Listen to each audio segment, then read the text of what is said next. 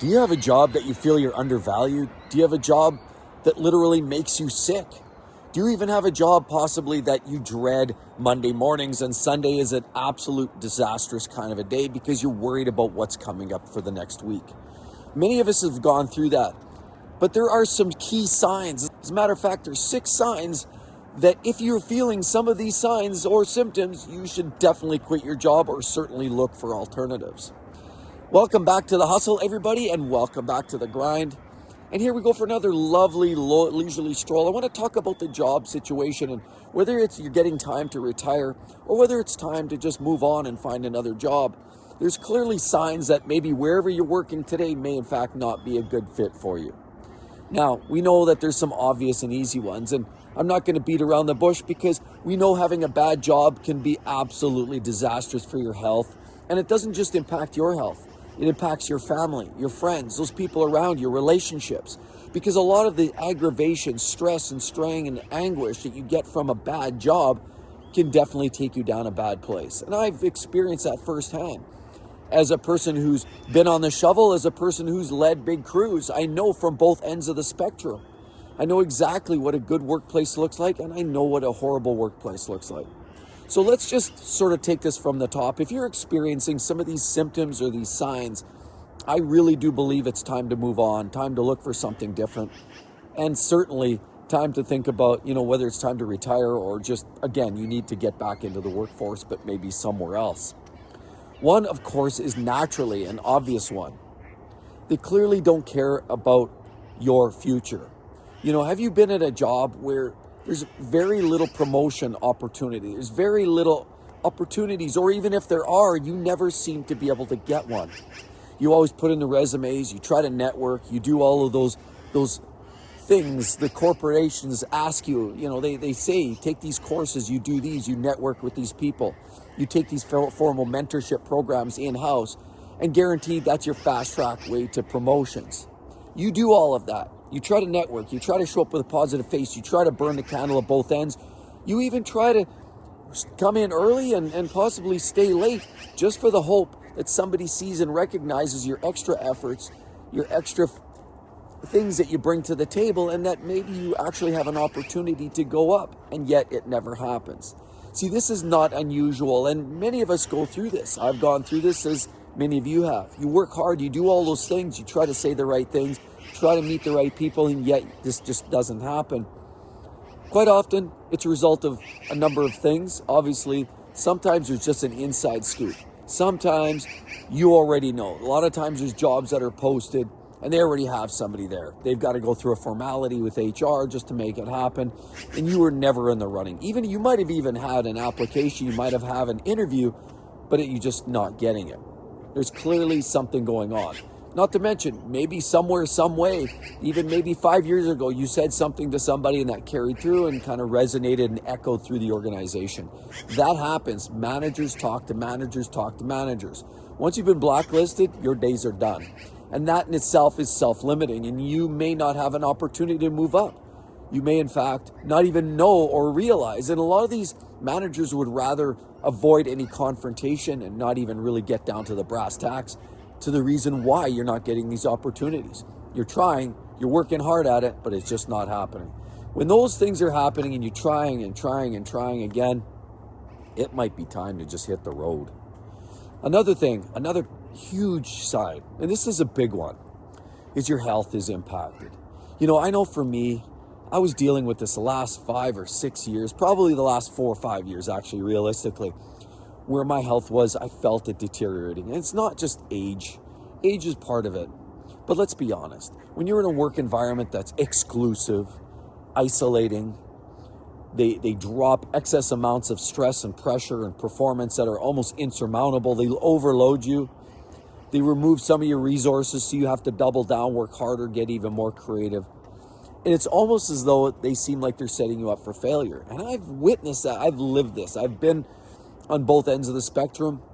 I've been in a scenario of teams where I was expected to perform more as a team lead with fewer resources, but I've also been that person that unfortunately has been on that side of it, where it's just, here it is, get it done, and if you don't, it's going to reflect on your performance conversation. course, what does that mean? Now you're trying to double down, work harder, longer, faster, just to stay afloat, just to maintain that state of equilibrium. It's a sad, sad state, and something that a lot of us go through. But unfortunately, eventually that lays itself down in front of us in the sense of health impacts. High blood pressure. Some people start developing diabetes later on in life, heart, stroke issues.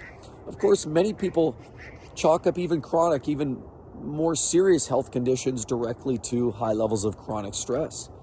And chronic stress are the first thing definitely that's going to have a negative impact. Then sadly, that doesn't just impact your health. You start to slow down, you start to feel sluggish. Sometimes that doesn't just impact your physical health, your mental health, and now you're taking it home. You're, of course, being grumpy at home. You're not the person that maybe your family loves at their finest.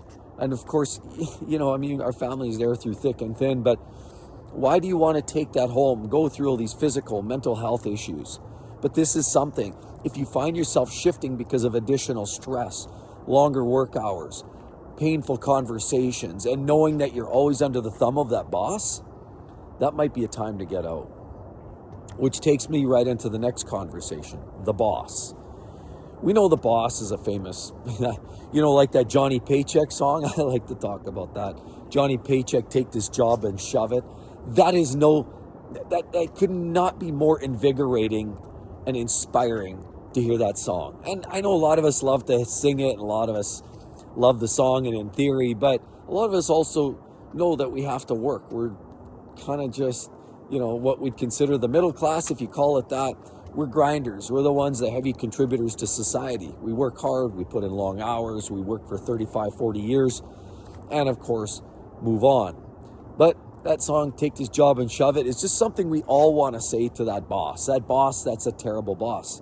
Now, we've all had those bosses, good ones, bad ones. The point is, a bad boss is one that micromanages you, second guesses, double checks. And while they say, well, we're just closing the loop, usually it's double checking or second guessing, and it's, I'm just touching base. There's all of these passive aggressive statements from a bad boss, and these new corporate speak is a big part of that. This new generation of boss quite often is very much like that. One of micromanager, inexperienced. Now they're going to the handbook of the bossmanship, and they believe that all of these things that they have to do is what it takes to run the ship. But we all know a good boss from a bad boss, and you can't put that on paper. Ultimately, a good boss is somebody that kind of leaves you alone. A good boss sets you up for success, removes barriers, and puts you in a position where you can actually succeed. A bad boss is one that's hovering over your shoulder, setting unreasonable expectations, and one that just sets you up for failure, just wants you to, clearly, in my case, I've seen many that you could argue want you to fail. Now, what do you have after that? Okay, bosses are a major part. But that takes you to another conversation. What if you're dealing with an unsafe condition? Now, it depends on your job and where you've been working or what you're doing. But I actually saw an article yesterday about a power lineman, how we lost another person in the electrical industry. And it's sad. It's sad to hear. But a lot of it, safe, if it's an unsafe work state, unsafe work condition, and sometimes your boss is asking you to do something that's unsafe, it's best just to get out. There's no time like the present. If they're asking you or telling you or demanding or setting that expectation to do something unsafe, well, now, not only A, is it unsafe and you could hurt yourself or your coworkers, but now you could be potentially implicated in some other bigger problem. Who wants to be part of that? At the end of the day, we all want to go home with our 5 fingers or 10 fingers, 10 toes. We want to see our loved ones. We want to see our kids and our spouse. We want to go home in one piece. We don't want to have a trip and have to stop at the hospital on the way home. I've had that. I've worked in work environments like that. I've got friends that were severely injured, big arc flash events. I've seen that side of it where a good friend of mine was blasted in an arc flash event. There was a choice to use the wrong equipment. There was choices made on procedure. There's choices made on PPE, and ultimately it resulted in a trip to the hospital in the back of an ambulance. See, cases like that, if you recognize it's an unsafe working space, unsafe and it's chronic and it feels like it's a cultural thing, you're best just to get out. Because if it's cultural, we always know it's just one of those things. It starts at the top. So if, quite often you feel like, well, I can have an impact at the bottom. Yes, you can, absolutely. Refuse unsafe work. You hear that's a fancy phrase or slogan. But I've seen it myself personally, and I talked about this in your previous videos about you can refuse work. But trust me, and I've seen this, we all know that there's maybe an incident. Oh, stop, halt, let's talk, let's regroup. That 100% is a must do. You have to stop and regroup, maybe have a team meeting and figure out if there's a better, safer way to do this. The problem is these organizations preach it, but quite often the worst part is it's not always followed through. Or if it is, they preach stop unsafe work, but quite often that's translation, get back to work, because if there's any problems, you're going to wear it. And at the end of the day, money talks and bullshit walks, and they just basically want the job to get done. They don't want to hear about any barriers or hurdles or problems. Safe or unsafe, just get it done, and I don't want to hear about any problems. I've been in workplaces like that where they don't want to hear about it. Management does not want to hear about problems, and if you hit them with one, they scramble. You could tell they're uncomfortable, they don't like that conversation, and now they're implicated. So if you're in an environment that has an unsafe workspace and it's chronic, and you know the management isn't strongly in support of you taking those decisions, making those decisions, well, that's definitely a major sign you better get out of there. There's another sign. Obviously, it's illegal activities. I think that speaks for itself. If you're in the inside and you've been asked to do something illegal, cover something up, hide something, burn documents, do something illegal, I think that speaks for itself. You know your workspace better than anybody else. But if you're doing something or asked to do something illegal, quite often that's just the spidey senses tingling, telling you, hey, wait a minute, this isn't good. Well, get away from that. That's not a good deal. Okay, another one that we have to talk about, one of those serious signs that it's time to get out, are toxic work environments. Toxic work environments, you know, you get those people that are always undermining each other. They're always trying to get the upper hand, having those little one-on-one, calling those one-on-one teams meetings with their supervisor, their manager, just so they can have those extra special networking experiences, talking about some coworkers, undermining coworkers. This is just a bad situation. When we talk about a lot of these workplaces and rumors that go around, the rumor mill, that person that's standing at the water cooler, they talk smack about that person, but when they're with that person, they talk smack about you. That is a common factor and trait of many toxic workplaces. I've seen it, and I know people today, as we speak, as I talk, that are currently in these types of environments that are talking smack about this person, that person, every other person.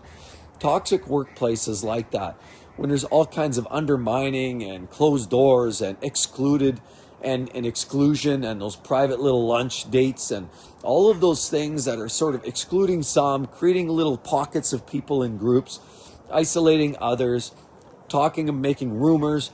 Those are all very toxic work environments, and work environments that quite often, again, this speaks to the cultural aspect of a lot of these companies. So if you're in a toxic workspace, chances are you're going to be the butt of somebody's jokes.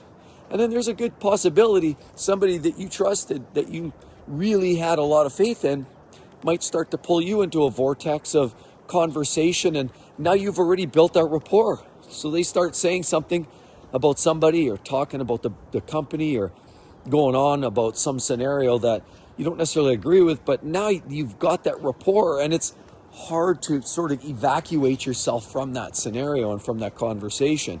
It just becomes very toxic. They build up these relationships.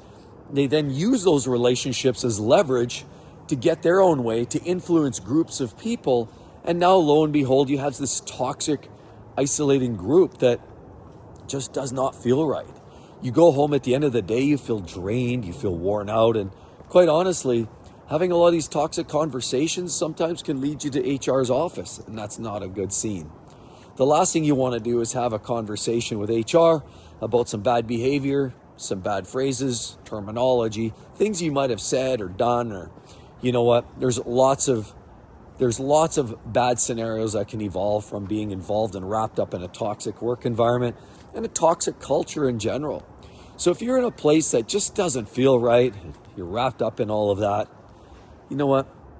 It might be better off just kind of checking for that next job opening, possibly transition out before you've made a bad name for yourself, because a lot of these scenarios that I just spoke of really can potentially impact your future in that organization, impact your future for future walks up the proverbial ladder, the corporate ladder, so to speak. It can impact all of that. And you're always better to get out, get while the getting's good. A lot of people think that, frequent job hunting is bad. It's not always that bad. There was a time when you were 35 years in a company or even 20 years and you applied somewhere else, you'd almost have to ask the question, why are they leaving that company after 20 years? It was almost expected that you would be at a business for 20, 30 and beyond years. And that was considered a positive attribute. Nowadays, a lot of these companies consider you stale and worn out and tired and done and washed up if you're not moving, even within an organization. If you're not changing job roles every 3 to 5 years, a lot of them consider you as a wash up and really incapable of change. And they like change. They like people that are willing to try different things and build off of their skill sets, and that's their idea of the modern society in terms of the work culture. So if you find yourself wrapped up in any of these situations and you're starting to see these signs or symptoms, that might be time to get out, because your health, your life is worth way more than some job, a few dollars in the bank account. Ultimately, there's always another job around the corner. Your health you can't replace. Remember, like they say, health is wealth. So thanks again, everybody. Hope to see each and every one of you real soon. See you then. Bye-bye.